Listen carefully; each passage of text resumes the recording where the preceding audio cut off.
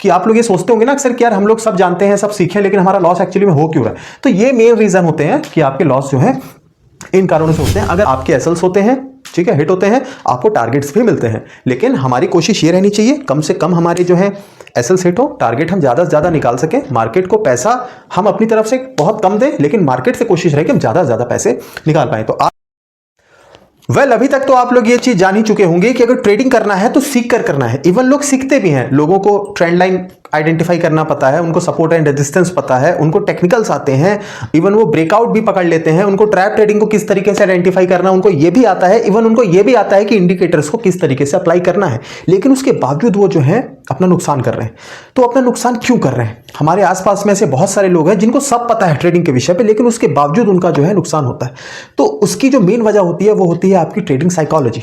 तो आज की जो इस वीडियो में हम मेनली 3 पॉइंट्स पे बात करेंगे, जिसमें मैं आपको समझाऊंगा कि आपकी ट्रेडिंग साइकोलॉजी को आप किस तरीके से जो है इंप्रूव कर सकते हैं और किन तरीकों से जो है आपका और किन कारणों से आपका जो है लॉस हो रहा है। और आप बिलीव कीजिए, अगर आज की पूरी वीडियो देखेंगे ना तो आपको पता ऐसा चल जाएगा कि आज की इस पूरी वीडियो में केवल आपके विषय पे ही बात हो रही है। तो चलिए बिना किसी देरी के वीडियो को स्टार्ट करते हैं। मेरा नाम है निशान शुक्ला, पेशे से हूं एक इंजीनियर और साथ में करता हूं ट्रेडिंग, और आप सभी लोगों को सिखाता हूं कि ट्रेडिंग कैसे करते हैं और ट्रेडिंग से जुड़ी हुई कुछ बारीकियों के बारे में। तो चलिए वीडियो को स्टार्ट करते हैं। तो जैसा कि आज का टॉपिक है ट्रेडिंग साइकोलॉजी, ठीक है, इसमें जो फर्स्ट पॉइंट है जिस वजह से आपका नुकसान होता है ना, आज हम बात उस टॉपिक पे कर रहे हैं, वह है हमको लगता है। हमको लगता है बहुत फनी टाइप का है ना लाइन ये, हमको लगता है। देखिए होता क्या है, काफी सारे लोग जो है वह ट्रेडिंग में सब कुछ सीख जाते हैं। जैसे कि अभी मैंने इसी वीडियो में बताया आपको, वो trend line, support and resistance, breakout, trap trading, indicator apply करना, वो सब कुछ सीख जाते हैं। उनके सेटअप पे जो है वो टेक्निकल्स को अच्छी तरीके से एनालाइज भी कर लेते हैं, ठीक है, लेकिन वो ट्रेड कब लेते हैं पता है? जब उनको लगता है। तो उसके लिए मैं आपको एक बात बता देता हूं, अगर आप ये सोच के ट्रेडिंग करते हैं ना कि आपको लगता है, तो आप मेरा विश्वास कीजिए कि ट्रेडिंग आपकी लगा देगा। और क्या लगा देगा ये आप लोग अच्छी तरीके से जानते हैं, ठीक है। तो आप लोग जब भी ट्रेड करते हैं ना, जब आपको लगता है, वहीं पे आपकी साइकोलॉजी वीक हो जाती है। आपके प्राइस जब है मूवमेंट आपके सेटअप के हिसाब से हो रही है चार्ट के ऊपर में, लेकिन उसके बावजूद आप ट्रेड में एंटर कब होते हैं? जब आपको लगता है। क्यों लगता है? आपका जब आपने जो चीज सीखी आप उसको अप्लाई कीजिए, उसके बाद आप ट्रेड पे एंटर होइए, तब आपको वहां से आपकी प्रॉफिटेबिलिटी बढ़ने के चांस हो जाएंगी। अगर आप एक होप में ट्रेड करते हैं, जिसको होप ट्रेडिंग बोलते हैं, कि आपको लग रहा है मार्केट में अब ये होगा, आपको लग रहा है मार्केट में अब ये होगा, तो वहां पे जब आपको ज्यादा लगेगा ना, तो मार्केट भी आपको सही तरीके से लगा देगा, ठीक है। तो जो भी आपने अपने सेटअप को बनाया है, टेक्निकल्स देखकर, डेटा बेस्ड आपने कोई अगर अपना सेटअप बनाया है या इंडिकेटर बेस्ड अपना कोई सेटअप बनाया है, तो आपको हमेशा उसी सेटअप पे काम करते रहना है। तभी आपके चांसेस ट्रेडिंग में जो है इंप्रूव होने के हो जाएंगे और आपकी प्रॉफिटेबिलिटी वहां से जो है बढ़नी स्टार्ट हो जाएगी। तो ये था हमारा पॉइंट नंबर 1, लगता है। आई होप आप लोग समझ गए होंगे। बहुत ही ज्यादा जो है इजी शब्दों में आप लोग को समझाया है कि लगने वाली ट्रेडिंग मत करो, वरना मार्केट आपके लगा देगा। अब बात करते हैं दूसरे नंबर की। अब देखिए दूसरे नंबर पे क्या है आपका, कि आप जो है प्रॉफिट जल्दी कट कर रहे हैं। प्रॉफिट आप जो है जल्दी कट कर देते हैं और जो है आप लॉस को जो है आप लोग होल्ड करते हैं। देखिए इसको आप ऐसा समझिए, क्या होता है, फॉर एग्जाम्पल आपने 1 लाख रुपए से आप लोगों ने किसी ट्रेड पे आप एंटर किए, ठीक है, लेकिन जब आपको वहां पे 5,000 रुपए का प्रॉफिट हो रहा होगा ना, तो आप लोग फटाक से वहां से बाहर आ जाते हैं, ठीक है, और बड़े चौड़े होके बोलते हैं प्रॉफिट इज प्रॉफिट, चाहे 2,000 का हो चाहे 20,000 का हो, प्रॉफिट इज प्रॉफिट, लेके बाहर आ गए। लेकिन अनफॉर्चुनेटली कभी उसी 1 लाख रुपए में आपको 5,000 रुपए का लॉस हो रहा होगा ना, तब आप वहां से बाहर नहीं आएंगे। क्यों नहीं आएंगे? आप सोचेंगे 5,000 का लॉस हो रहा है, मैं लॉस को बुक ही नहीं करूंगा। अगर प्राइस जितने में मेरी एंट्री हुई है वहां पे भी आ जाएगा, मैं ट्रेड को खत्म कर दूंगा, मतलब ट्रेड को काट दूंगा, ठीक है। वहां से आपका लॉस हो जाता है 5,000 से 10,000, है ना। 5,000 से आपका कितना हो जाता है? 10,000। जब 10,000 हो जाता है तब आपके दिमाग में क्या चीज होता है कि नहीं यार, वापस 5,000 तक भी अगर आ जाएगा मेरा लॉस, मैं काट दूंगा। वो 10,000 से हो जाता है 25,000। अब आपके दिमाग में क्या होता है? अब आप ये सोचते हैं कि 25 हो गया ना, ठीक है, आज या तो फिर बढ़िया प्रॉफिट बुक होगा या तो आज मैं एक लंबा लॉस ले लूंगा। डेफिनेटली ये चीज सोचते होंगे, डेफिनेटली मैं श्योर होकर आपको ये चीजें बोल रहा हूं। और ये जो है आपका लंबा आपको लॉस दे देता है, फिर पूरे दिन बैठ के रिग्रेट करते रहिए। इसीलिए ट्रेडिंग में हमेशा बोला गया है अगर छोटे लॉस को आप बुक नहीं करेंगे, मतलब कि अगर आप बेबी लॉसेस को बुक नहीं करेंगे तो आपकी उन सारी बेबियों की मम्मी लॉस को बुक करना पड़ जाएगा। बात थोड़ी फनी है लेकिन आप इसको गौर से समझिएगा। अगर आप बेबी लॉसेस को बुक नहीं करेंगे ना तो उन सारी बेबियों की मम्मीज को आपको बुक करना पड़ जाएगा। ठीक है, तो ये यहां पे ये चीज आपके काम आती है। अब देखिए मैं आपको कुछ ऐसे समझाता हूं। यहां पे क्या हो रहा है कि आप अगर अपना जो है लॉस को जल्दी जल्दी अगर आप नहीं काटेंगे, ठीक है, तो उससे क्या होगा, आप ऐसा मान के चलिए आपने 10 ट्रेड किए, 5 ट्रेड आपके प्रॉफिट के हैं, ठीक है, जिसमें आपने प्रॉफिट किया मान लीजिए 1000 रुपए के हिसाब से 5000 रुपए, और 5 ट्रेड जो है आपके वो लॉस वाले ट्रेड हैं, और इसमें आपने जो है लॉस बुक कर लिया है पांचों ट्रेड में मिला के 10,000 रुपए। आप ओवरऑल माइनस 5,000 रुपए में है। ठीक है, और यही अगर आप इसी सेटअप से काम करते रहे ना तो आने वाले 20 दिनों के अंदर अंदर में आपके यहां से 1 लाख रुपए का जो कैपिटल आप लेकर आए होंगे ना, वो 1 लाख रुपए का कैपिटल आपका वाइप आउट हो जाएगा। ठीक है, तो कभी भी आपको लॉसेस को बड़ा नहीं लेना है। ये बात आप मेरी एकदम अच्छी तरीके से याद करके रखिए, लॉसेस बड़े नहीं लेने हैं। जो सेटअप हमारा बना है उस सेटअप के हिसाब से ही हमको ट्रेड करना है, हमको लगने पे ट्रेड नहीं करना है या ट्रेड को नहीं लेना है। ठीक है, ये थे आज के हमारे दूसरे पॉइंट। अब देखिए जो तीसरा पॉइंट है ये है आपका रिस्क एंड रिवॉर्ड। ये है आपका risk and reward. Risk and reward देखिए क्यों जरूरी है, मैं आपको कुछ ऐसे समझाता हूं। देख काफी सारे लोग रिस्क एंड रिवॉर्ड 1:2, 1:3, 1:5 बोलते रहते हैं, सुनते रहते हैं, क्योंकि जो सुनते हैं वो बोल देते हैं, पता उनको है नहीं। लेकिन क्या आप लोग कैलकुलेशन करते हैं? देखिए मैं अपनी बात करूं भैया, मैं हूं इंजीनियर आदमी, ठीक है, पढ़ाई की है प्रॉपर तरीके से, इंजीनियर बना हूं, कैलकुलेशंस अच्छी हैं, सारी चीजें अच्छी, ठीक है।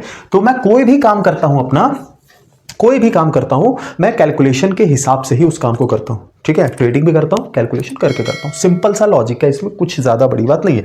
अब मैं आपको समझाता हूं। देखिए अगर आप 10 ट्रेड लेते हैं, ठीक है, आपके 5 जो है ये विनिंग ट्रेड है, बहुत गौर से सुनिएगा इस बात को, है ना, एंड 5 ही आपके जो है ये है आपके लूजिंग ट्रेड्स हैं।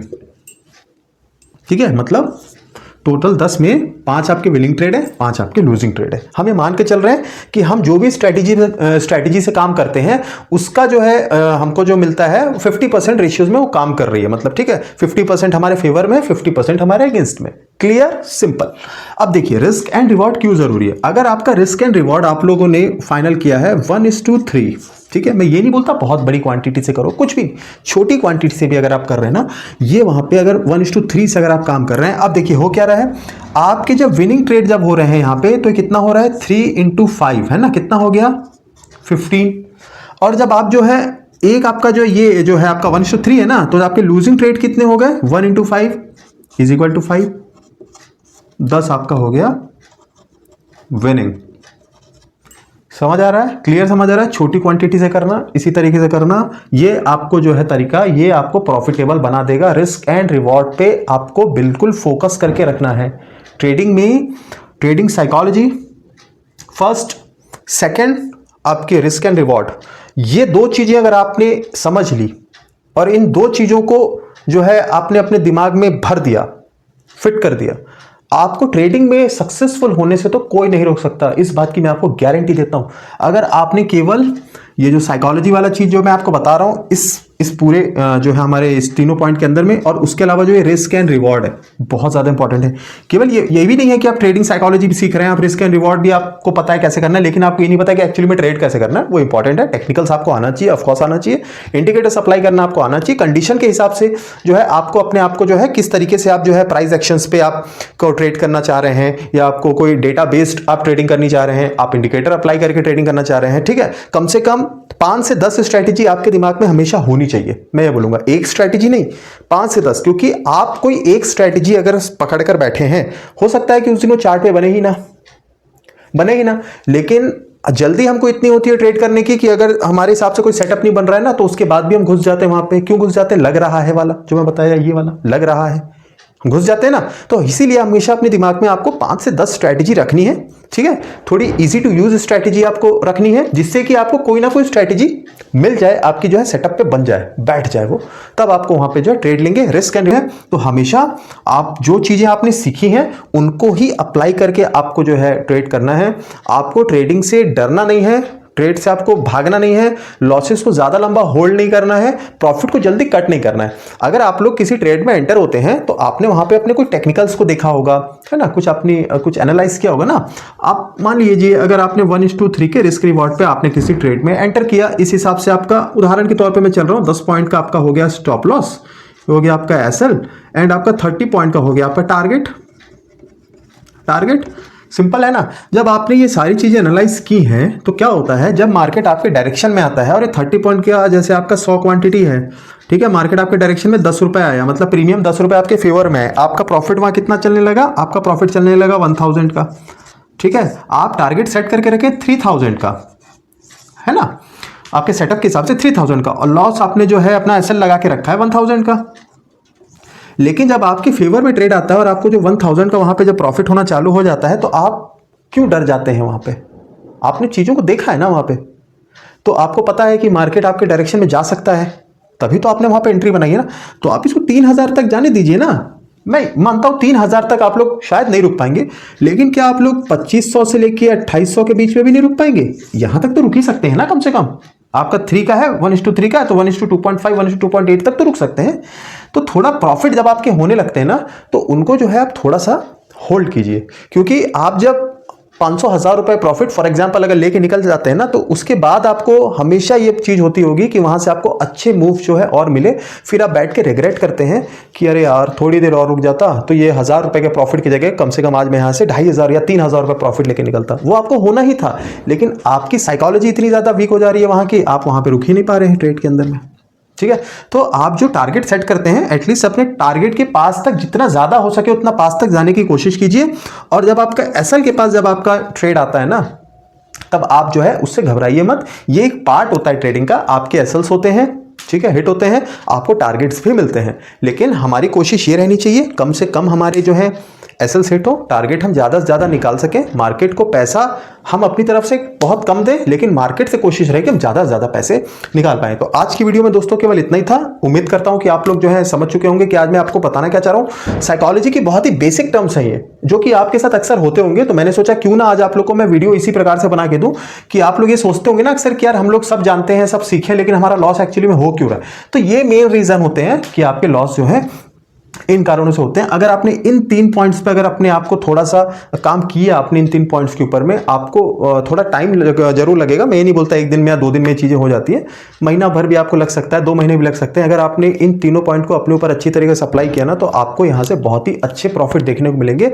और मेन बात है कंसिस्टेंट प्रॉफिट जो है वो आपको देखने को मिलेंगे। तो दोस्तों आप जितना जल्दी हो सके अपनी साइकोलॉजी को जो अच्छा करने की कोशिश कीजिए, अपने रिस्क रिवॉर्ड को अच्छा रखिए और प्रैक्टिस लगातार करते रहिए चार्ट के ऊपर में, ठीक है, टेक्निकल्स को समझते रहिए। तो दोस्तों आज की वीडियो में बस इतना ही। मैं निशान शुक्ला मिलता हूं ऐसी एक अगली दिलचस्प और एक इंफॉर्मेटिव वीडियो के साथ में। तब तक के लिए आप लोगों से आज्ञा चाहता हूं, लेकिन जाने से पहले एक जरूरी बात यह है कि अगर अभी तक आपने हमारे चैनल को सब्सक्राइब नहीं किया है तो चैनल को सब्सक्राइब कर दीजिए, बेल आइकन को जरूर दबा दीजिएगा, जिससे कि आपसे कोई भी इंफॉर्मेटिव वीडियो जो मिस नहीं होगी, सबसे पहले आपके पास नोटिफिकेशन आ जाएगा। और उसके अलावा ऐसे इंफॉर्मेटिव कंटेंट को अपने दोस्तों रिश्तेदारों के साथ में शेयर भी कर सकते हैं जिनको ट्रेडिंग से रिलेटेड नॉलेज की जरूरत है। तो दोस्तों ठीक है, मिलते हैं ऐसी अगली वीडियो में, तब तक के लिए नमस्कार।